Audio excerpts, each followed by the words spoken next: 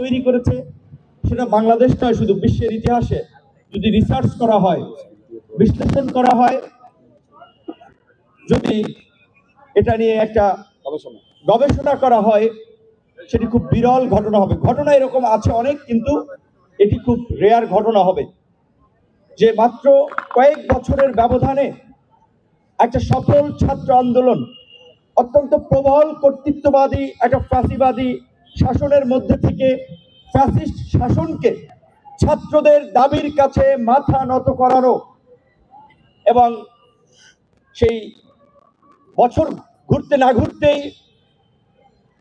আরো একটা বিজয়।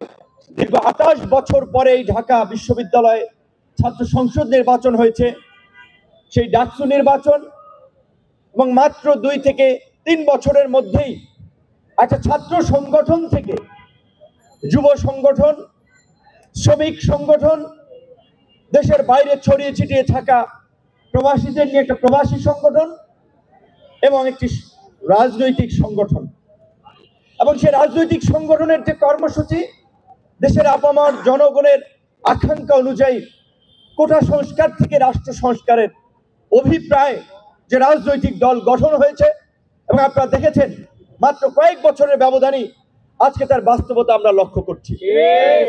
2021 সালে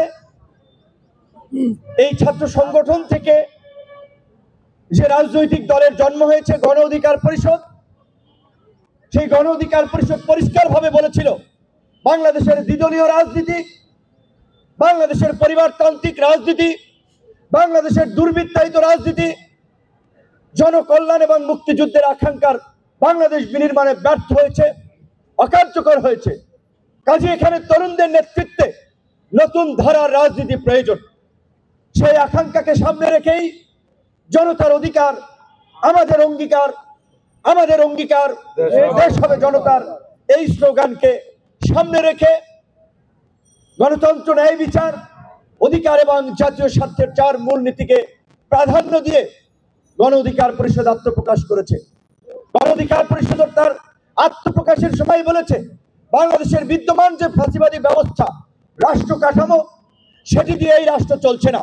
বাংলাদেশে একটা ভারসাম্যপূর্ণ সংসদ প্রতিষ্ঠায় আনুপাতিক হারে নির্বাচন দরকার। যেই কারণেই আমরা আমাদের 21 দফা কর্মসূচিতে কিন্তু এই সংখ্যানুপাতিক নির্বাচনের কথা বলেছি। আমরা পরিষ্কারভাবেই বলেছিলাম রাজনৈতিক দলগুলো গণতন্ত্রের কথা বলে, দলগুলোর মধ্যে গণতন্ত্রের চর্চা নাই। কাজী গণতন্ত্রের প্রাতিষ্ঠানিক রূপদান করার জন্য আগে রাজনৈতিক দলগুলোর মধ্যে গণতন্ত্রের চর্চা দরকার। সেই কারণেই আমরা বলেছিলাম গণ অধিকার পরিষদ এবং গণ অধিকার পরিষদের সকল ভাতৃপ্রতিম সংগঠন, সহযোগী সংগঠনের নেতৃত্ব নির্বাচন হবে গণতান্ত্রিক প্রক্রিয়ায়। আজকে আমার পাশে দাঁড়িয়ে ছাত্র অধিকার পরিষদের সভাপতি, সেক্রেটারি, আপনারা দেখেছেন সরাসরি সারা দেশের কাউন্সিলরদের ভোটে তারা নির্বাচিত হয়েছে।